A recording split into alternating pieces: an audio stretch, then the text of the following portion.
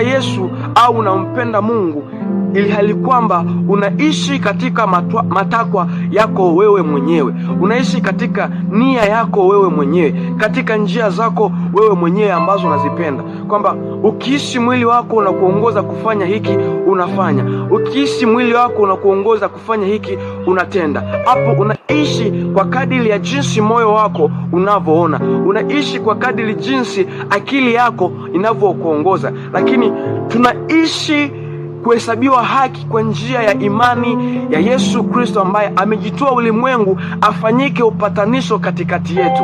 Bwana Yesu asifiwe sana. Isingetosha damu ya mnyama mpaka wakati wa leo kufanyika upatanisho, kwa sababu kuna hata watu wengine hawana vitu ambavyo vinaweza vikafanyika kuwa upatanisho katikati yao na Mungu, kwa sababu wako watu hawana hata mali za kununua mifugo na vitu vingine ili kwamba vifanyike kuwa upatanisho katikati yao. Lakini damu ya Yesu Kristo, mwana wa Mungu pekee, imefanyika upatanisho katikati yetu na Mungu. Anatuunganisha katikati ya pendo lake Yesu Kristo.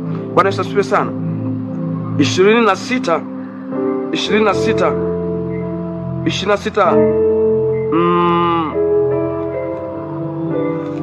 26 Biblia inasema kwamba apate kuonyesha haki yake wakati huu, ili awe mwenye haki na mwenye kumhesabu haki yeye amwaminie Yesu. Yaani anatuonyesha kwamba Yesu anapokuja ulimwenguni anataka awe mwenye haki. Anaposema awe mwenye haki, nini anamaanisha?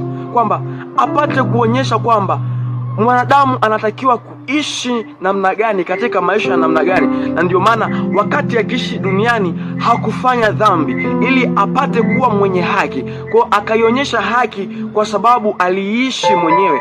Kwa hiyo anasema kwamba ile 26, mwenye kumhesabu haki yeye amwaminie Yesu. Kwa hiyo baada ya kuishi kuionyesha haki ya Mungu yeye mwenyewe katikati ya ulimwengu, ili sasa akisha kuonyesha haki katikati ya ulimwengu apate kuhesabia haki hata watu wengine.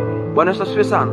Kwa manake Yesu ameishi ulimwenguni katika haki yote ya kumheshimu Mungu, ili atuonyeshe kwamba maisha yetu sisi katikati ya ulimwengu tunapasa kuishi kwa jinsi gani. Kwa hiyo anapata kutuhesabia haki kwa sababu amekwisha kutuonyesha ni namna gani inatakiwa wanadamu tupate kuishi katikati ya ulimwengu. Haleluya.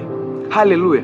Kwa hiyo sasa Yesu amesimama katikati yetu kwa upatanisho, na sisi tunahesabiwa haki kwa njia ya kumwamini Yesu Kristo, kwa sababu tukisha kumwamini Yesu Kristo